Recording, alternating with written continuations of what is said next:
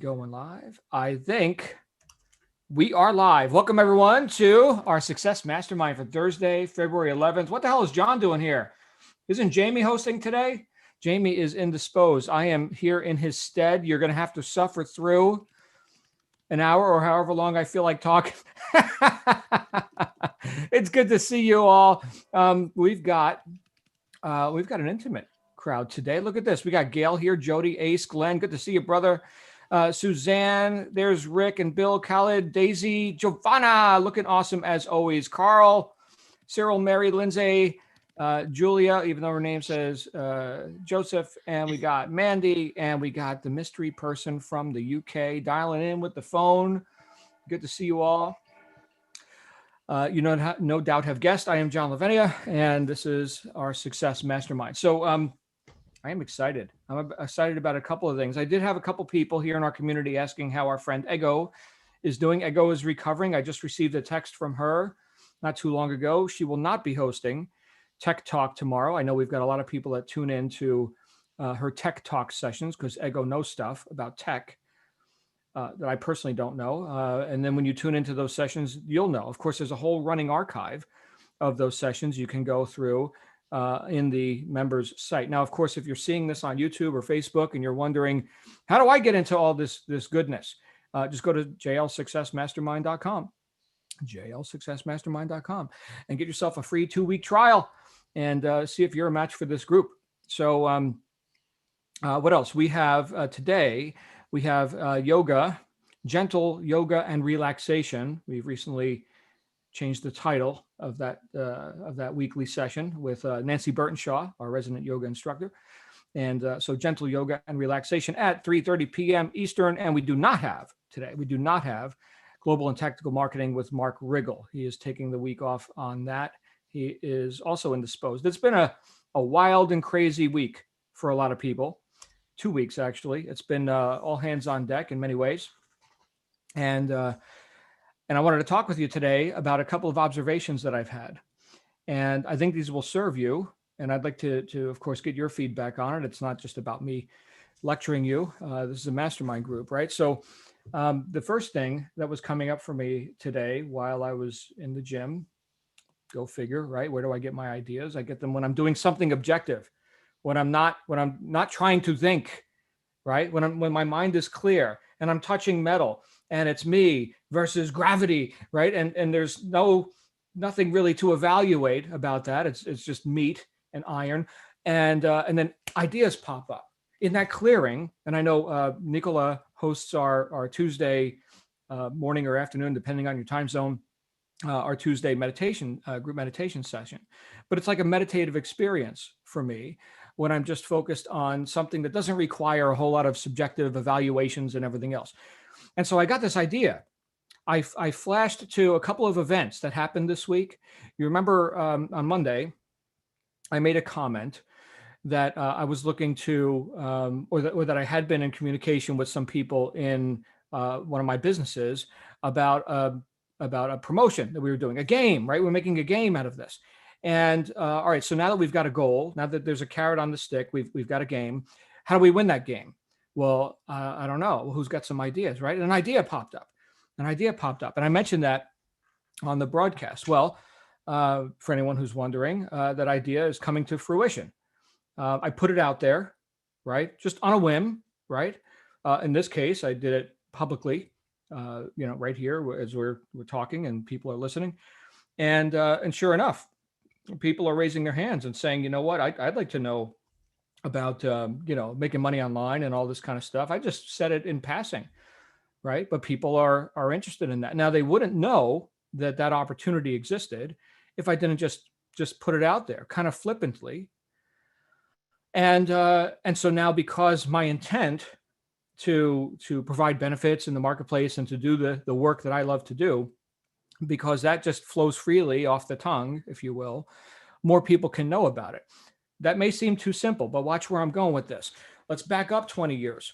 So here I was in this direct selling, high ticket, high pressure, like hardcore business, and we're doing marketing. and I was a newbie, right? I was a new guy, and there was this guy Steve, and Steve was the record holder in that business. He had the highest monthly income in that program. It was 111,000. I'll never forget it. Right, we're going back a couple decades. 111,000 in 1 month. I was like, wow. Now my goal was just to make 20,000 a month, which would be like double what I was making at the job, working 80 hours a week. A lot of you have heard that part of the story. But in my seventh month, I beat his record at 135,000 in a month. Net profit. Nice. He confronted me on that. It was like a friendly competition. So someone had just handed the crown, if you will, to this guy who was a newbie 7 months prior. And he said, John, what do you do for fun?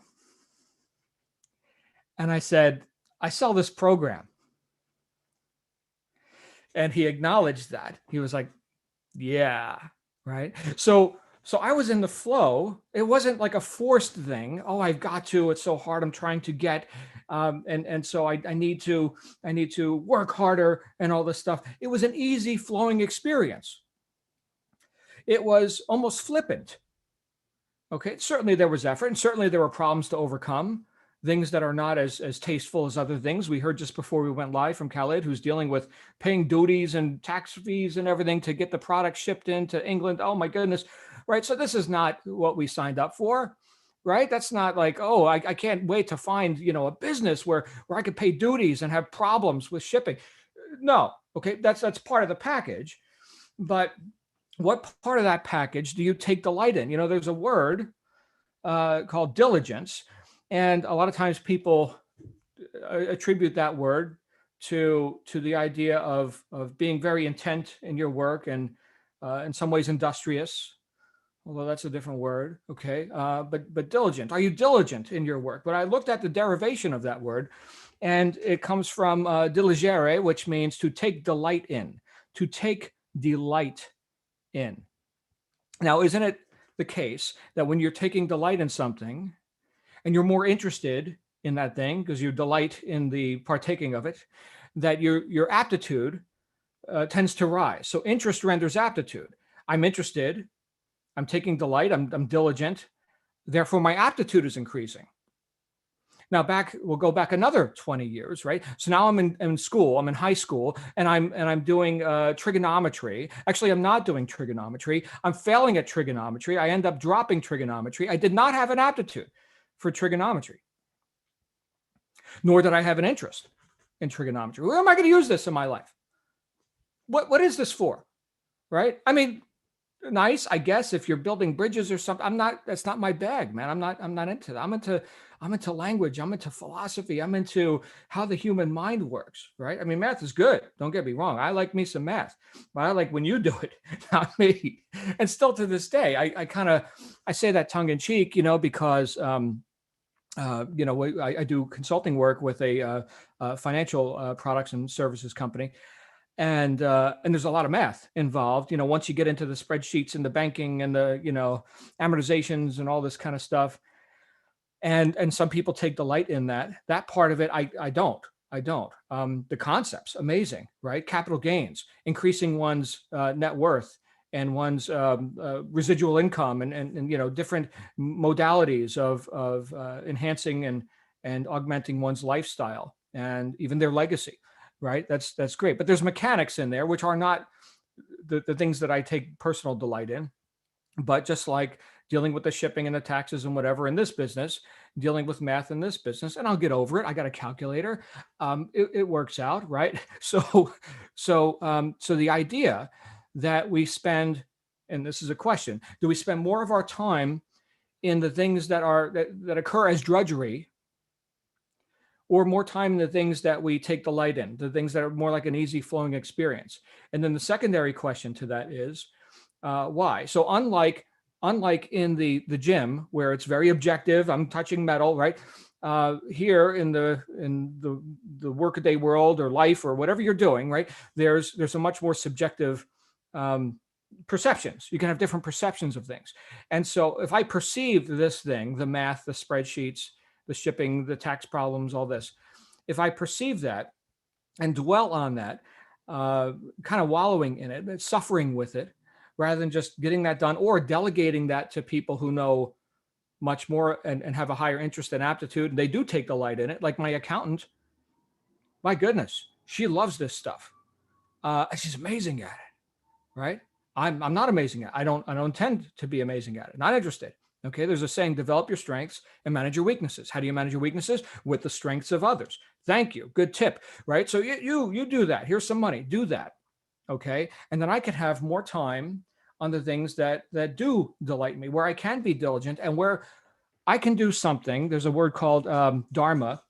It's a Sanskrit or Hindi word, which loosely translated means like purpose in life, your unique talents and abilities, your unique expression of some talent that nobody else in the world has that, right? And you do it and you're just on fire. In fact, you lose track of time when you're doing that. For me, that's communications. That's selling, marketing, right? That's teaching, right? Writing and speaking, right? Communications. That's my thing.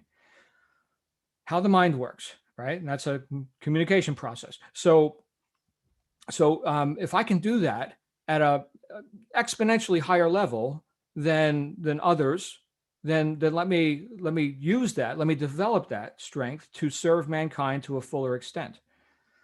And so what I'm looking at here for each one of us is how much time do we spend doing the things that don't bring us delight, and can we shift some of that time, or at least some of that attention?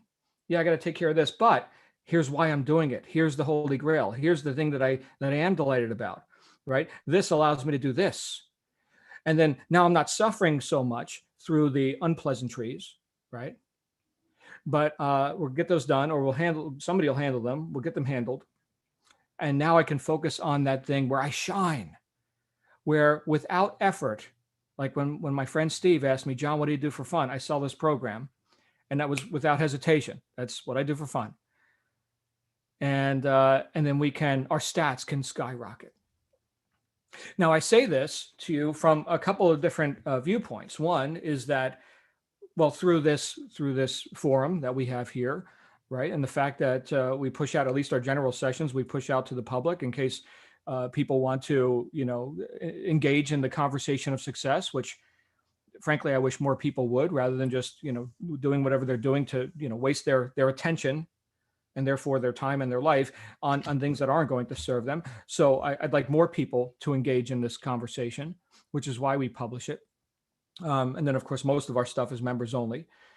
But also, I'm looking at it from the perspective of everyone who tends to share on here. Some of you have a fan club.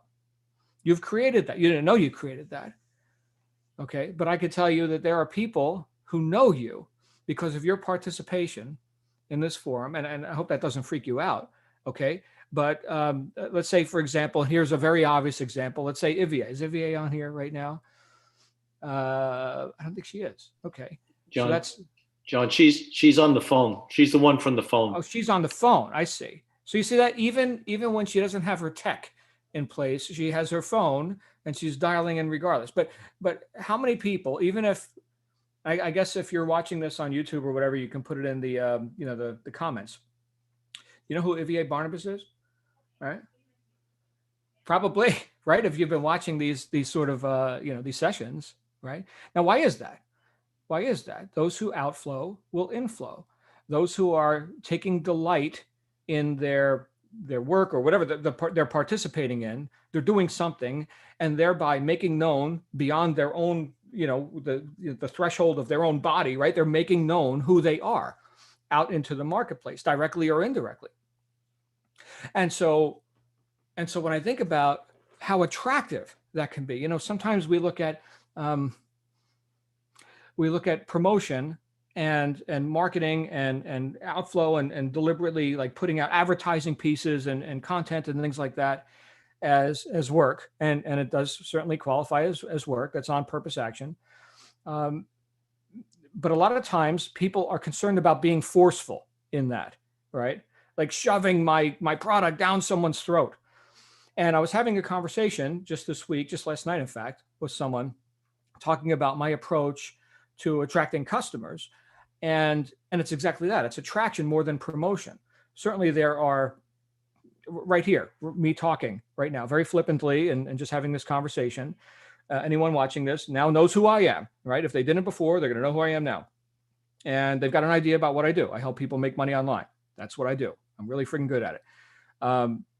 But regardless of all that, the emotional connection, the attraction, if you will, that could occur and does occur to the ideal target audience without any force or any trying on my part or on your part, right? Glenn, you know plenty about this. Glenn does our networking magic. He did that last night. Thank you, Glenn.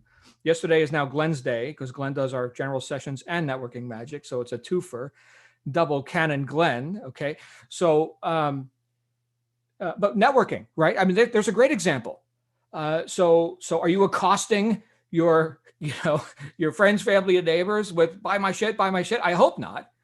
Right. I mean, that's how you join the NFL, right? No friends left. Not the NFL that did whatever they did a couple of days ago with their TV commercials and stuff, but which had the lowest rating since 1969. But the attraction of that, right? So you know what?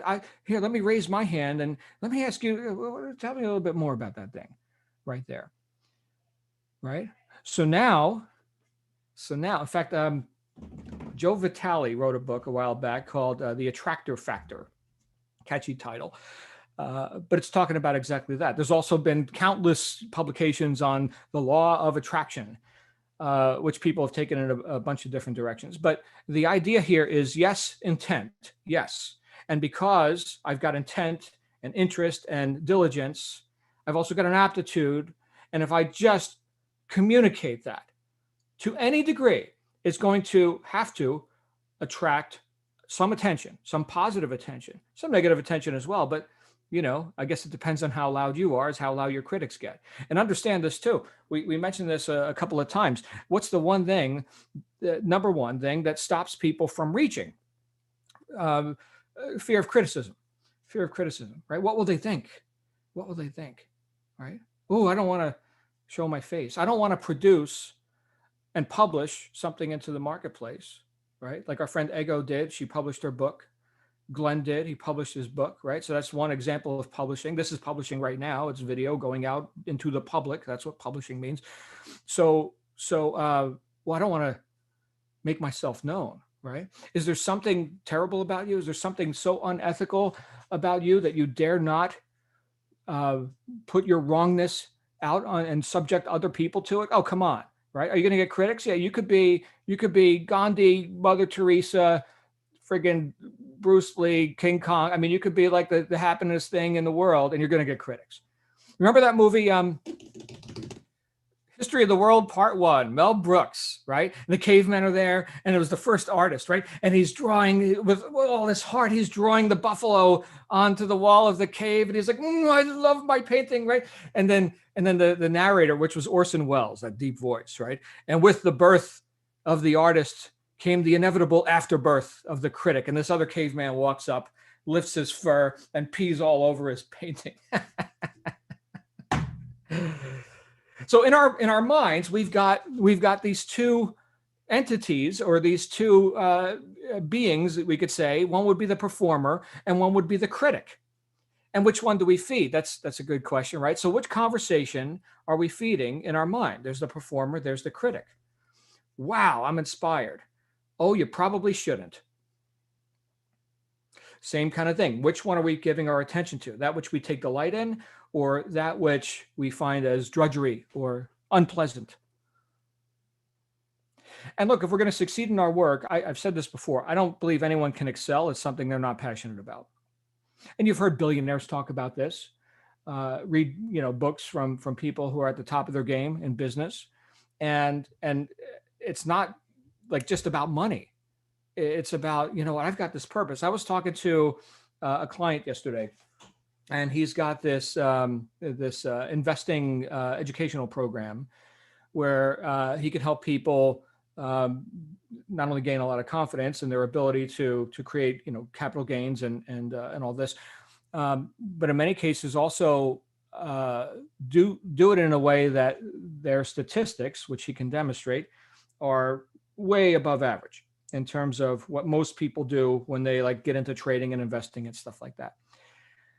And he had been offering very entry level like subscriptions and stuff, basically not making any money with his educational services. He can make money trading and investing and stuff, but like basically giving away his services for free. And so I was asking him, so what is the end result when people come to you, a client comes to you, and whatever the price tag is, okay, tell me the end result, and how good are you at getting that end result with that client? He's like, oh man, every time, right? We hit it here, there, and then they're getting this result. Next thing you know, they got the retirement account set up and this and that. And I'm like, what is that worth? And he thought about it. He's like, man, it's kind of priceless. And of course, our meeting was about him getting that product to market with a proper price point, right? A servant's worth is higher. You got to get paid. And by the end of our conversation, his price went up 50 times. And his confidence that people will gladly pay it was now there as well. You see, we don't know what we don't know. He knows about the technicals and the investing and stuff like that. He doesn't know about the marketplace in terms of sales, marketing, internet, and stuff like that, which is why he was consulting with me.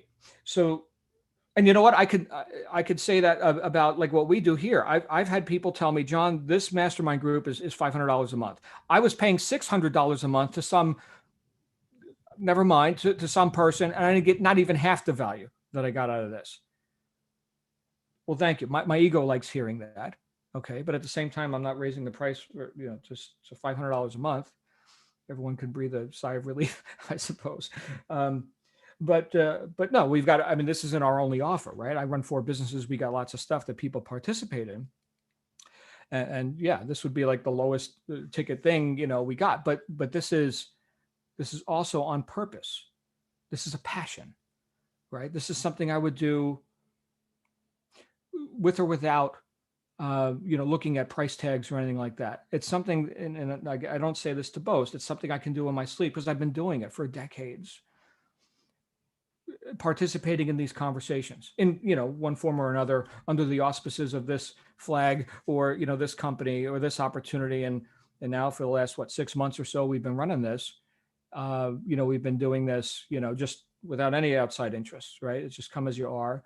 This is our mastermind group, and I don't care what business you're in, and I don't care what financial affiliations you have. We're here for people to become more causative in their life. So you see, the underlying purpose, I got to shut up here pretty soon. The underlying purpose of our actions may or may not be demonstrated in where we're putting most of our attention.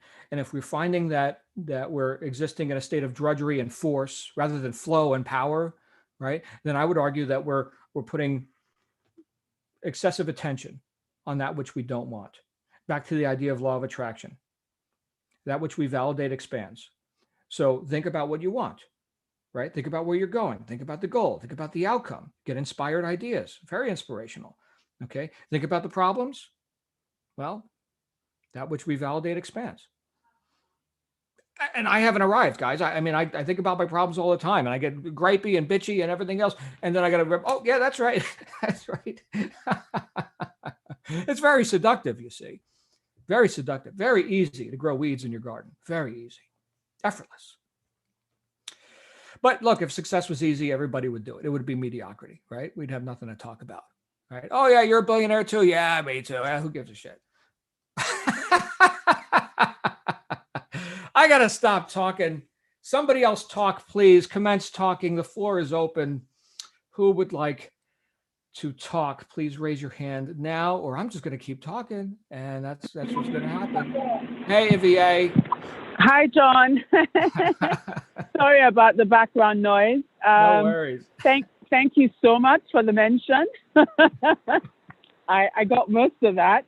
I agree with you that until we know the value of our offering, our posture is affected. So I like the story you told about your friend who, wasn't making any money from his offering until you kind of like told him one or two things. And that's the same with us, right?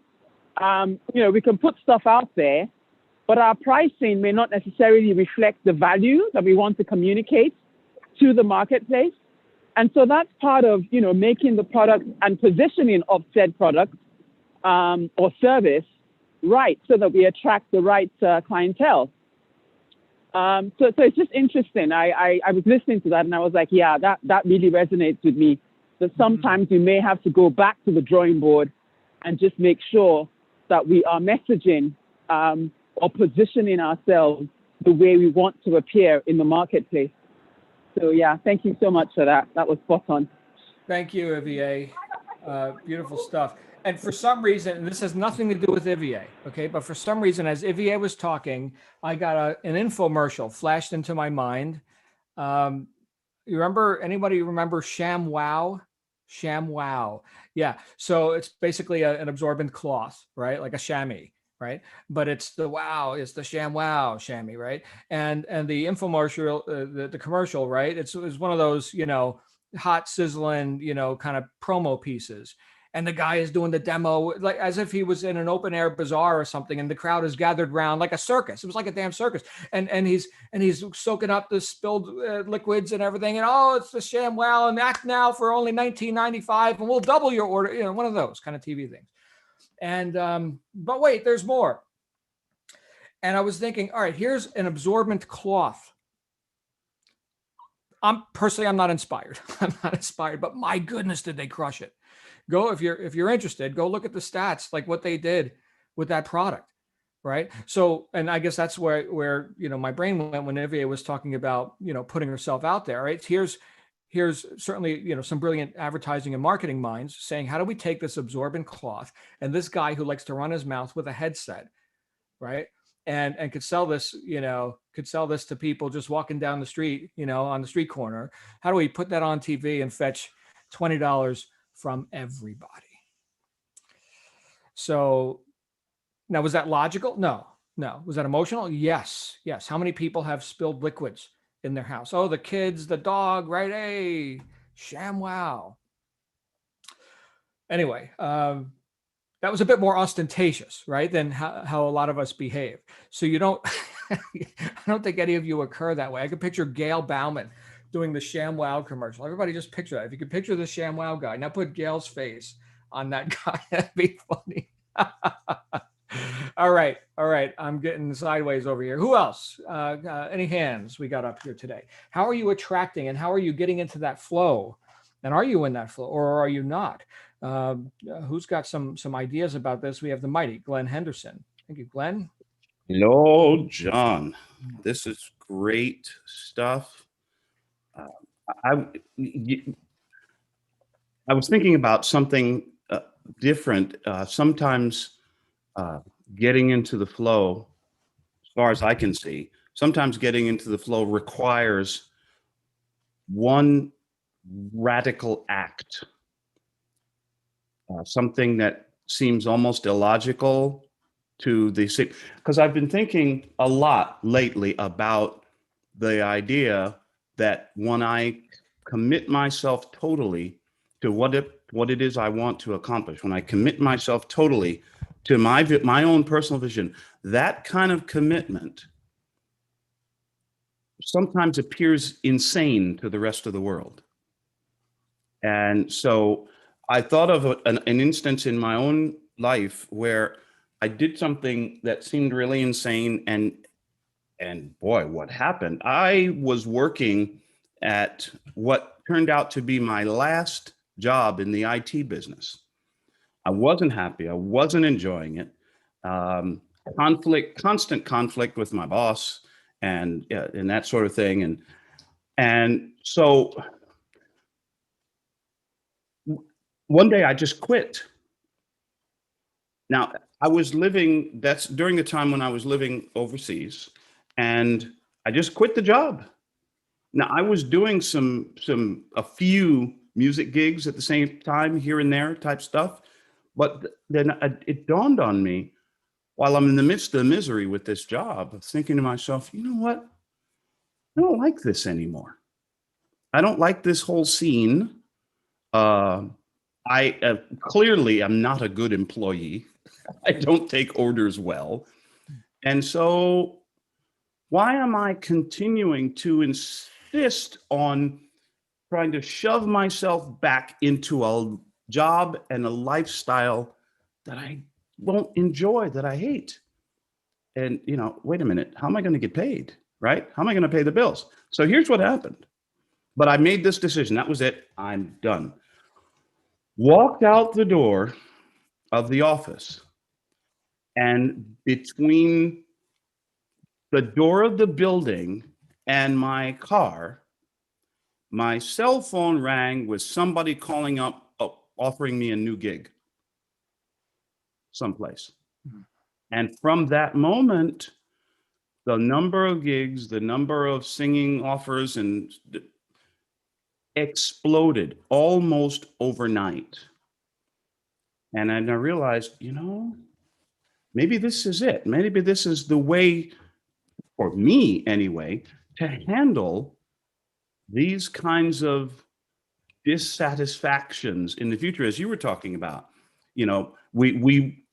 We get into a flow, we shine at that thing that we do, which gives us the most pleasure, which brings us the most joy.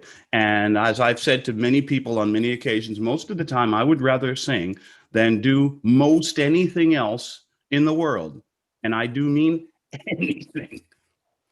And so once I finally said, screw it, no more 9 to 5, no more IT career. I am a singer. I'm going to go sing. And yep, the universe was paying attention and heard me and said, okay, you're a singer? Okay, here's a gig. And then gigs started showing up.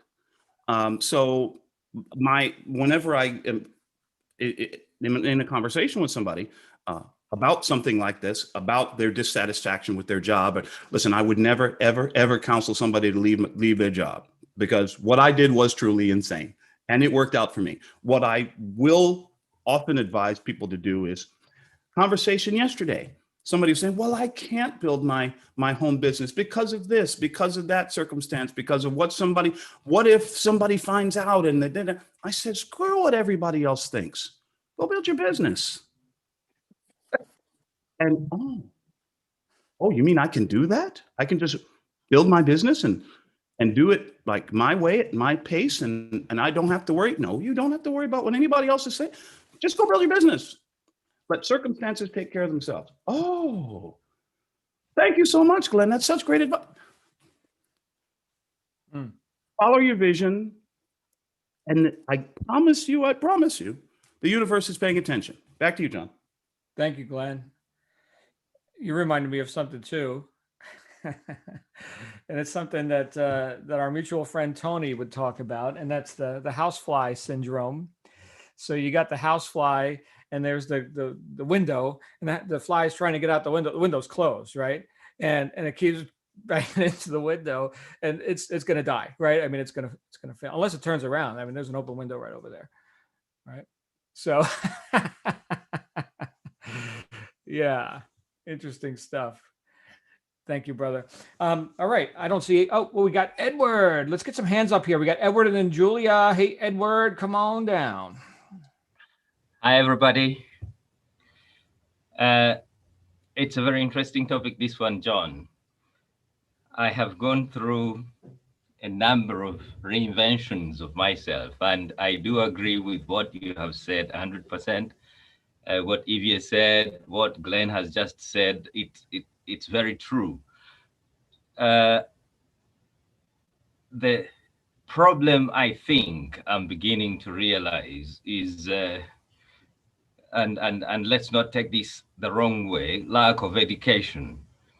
If you look at education as teaching people not what we don't know, what they don't know, but teaching them to behave or to do things differently, then we can say it's lack of education, because what usually happens when you speak to somebody about something that's a bit out of their usual, the fear comes in, that fear of the unknown, and then the baggage.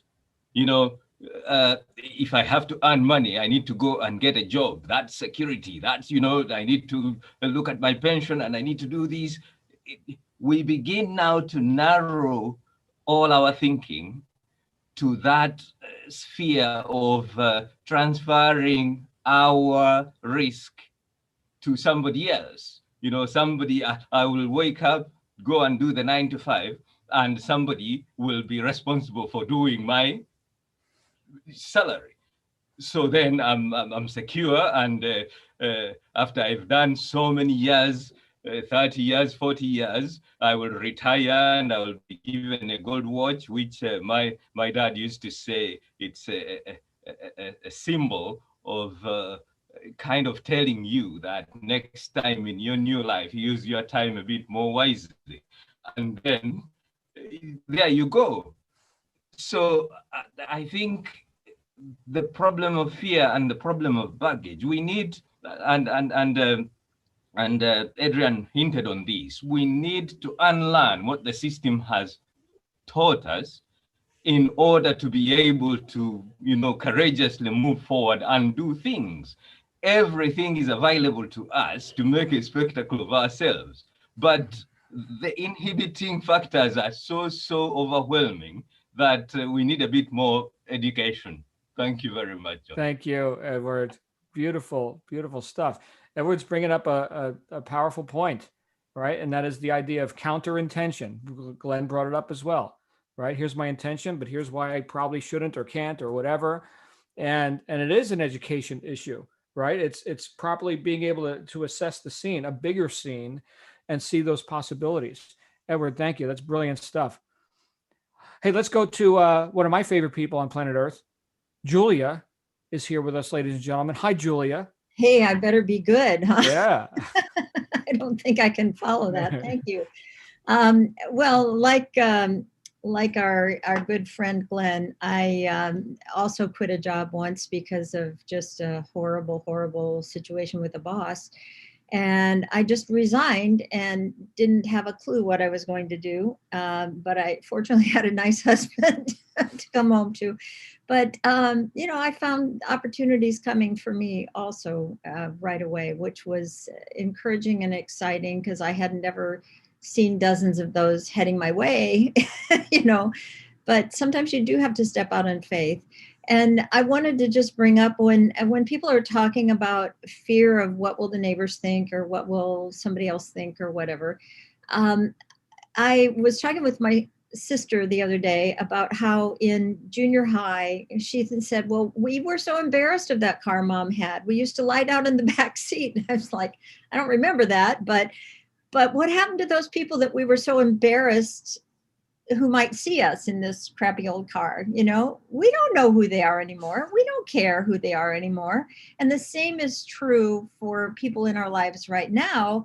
If they're going to make fun of us or whatever, criticize us, are we really going to care about them in 5 years or 5 months or whatever? What does their opinion matter? It really doesn't. What matters is what you think of yourself and perhaps your loved ones as well. But nobody else really matters.